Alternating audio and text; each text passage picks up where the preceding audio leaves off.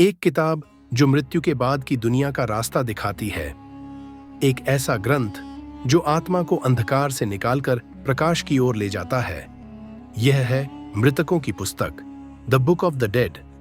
आज से हजारों साल पहले जब पिरामिडों की छाया नील नदी पर पड़ती थी, मिस्र के पुजारी और राजा मानते थे कि मृत्यु केवल एक अंत नहीं, एक यात्रा है। यह यात्रा शुरू होती थी पिरामिड टेक्स्ट से, जो केवल फिरौन के लिए थे। फिर आए कॉफिन टेक्स्ट्स, जिन्होंने आम लोगों को भी इस रहस्य में शामिल किया। और अंततः जन्म हुआ बुक ऑफ द डेड का, एक ऐसा दस्तावेज जो मृत्यु के बाद की पूरी यात्रा को चित्रों और मंत्रों के साथ समझाता था। पर यह किताब सिर्फ शब्दों से नहीं बनी थी, बल्कि चित्रों से, विग्नेट्स से। हर चित्र एक मंत्र की तरह शक्तिशाली था। जैसे बा, एक इंसानी सिर वाला पक्षी जो आत्मा को शरीर से बाहर ले जाता था। या फिर वो चित्र जो मृतक को ओसिरिस के सामने खड़ा दिखाता है, न्याय के पल में। ये सिर्फ चित्र नहीं थे, ये दरवाजे थे दूसरी दुनिया के। मिस्र के कलाकार सिर्फ चित्रकार नहीं थे, वो जादूगर थे जिन्होंने अपनी तूलिका से आत्मा की राह बनाई। वो पानी को रंगों से बहता दिखाते, देवताओं को ऐसे खींचते कि वो जीवित लगते। उनका हर ब्रश स्ट्रोक एक जादुई मंत्र की तरह काम करता था।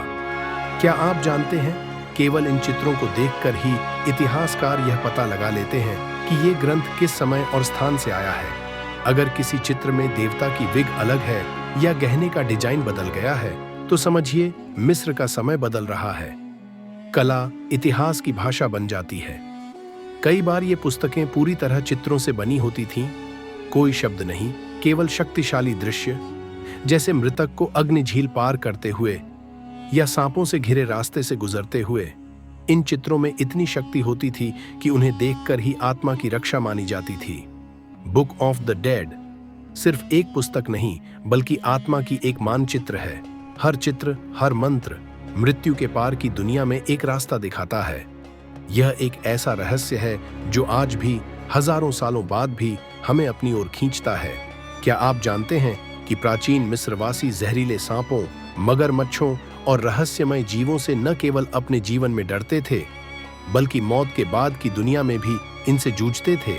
मृतकों की पुस्तक यानी मृतकों की पुस्तक एक ऐसा रहस्यमयी ग्रंथ है जो आत्मा को मृत्यु के बाद की यात्रा में मार्गदर्शन देता है। प्राचीन मिस्रवासियों के लिए सांप, मगरमच्छ और एपेशाइट जैसे अजीब कीट सिर्फ जीव नहीं थे, ये आत्मा के सबसे बड़े शत्रु थे। इन जीवों को हराने के लिए मृत व्यक्ति को जादुई मंत्रों और खंजर की मदद लेनी पड़ती थी। आत्मा को स्वर्ग जैसी जगह, रीड्स का मैदान तक पहुंचने के लिए एक नाव में बैठकर जाना होता था। लेकिन ये नाव कोई आम नाव नहीं थी। इसके हर हिस्से का नाम जानना जरूरी था, वरना रास्ता बंद हो जाता। नाम केवल शब्द नहीं थे, बल्कि शक्ति का प्रतीक थे। क्या आपने कभी सोचा है कि आत्मा एक सांप बनना चाहेगी? बुक ऑफ द डेड के अनुसार सांप का रूप लेना पुनर्जन्म और शक्ति का प्रतीक था। उसी तरह मगरमच्छ का रूप डरावना जरूर था, लेकिन सोबेक देवता से जुड़कर यह शक्ति और शासन का प्रतीक बन गया। पक्षियों में हेरॉन यानी फीनिक्स पुनर्जन्म का प्रतिनिधि था, जबकि छोटी सी स्वालो भी जीवन के नवीकरण की प्रतीक बन गई थी। रीड्स का मैदान वह जगह जहां आत्मा अंत में पहुंचना चाहती है, एक सुंदर शांतिपूर्ण क्षेत्र जहां नहरें हैं, हरियाली है और मृत आत्मा खेती करते हुए दिखती है। यहां जीवन रुकता नहीं, बल्कि नए रूप में चलता रहता है। आखिरकार आत्मा सूर्य देवता की नाव में सफर करती है। सूर्य की तरह आत्मा भी हर दिन पुनर्जन्म लेती है। कभी वह एक कमल फूल के पास बैठी मिलती है, जीवन और पुनर्जन्म का सबसे सुंदर प्रतीक। मृत्यु के पुस्तक सिर्फ एक ग्रंथ नहीं है, यह आत्मा के संघर्ष, शक्ति और पुनर्जन्म की अनोखी यात्रा है। एक ऐसी यात्रा जहां हर नाम में शक्ति है और हर रूपांतरण में मुक्ति।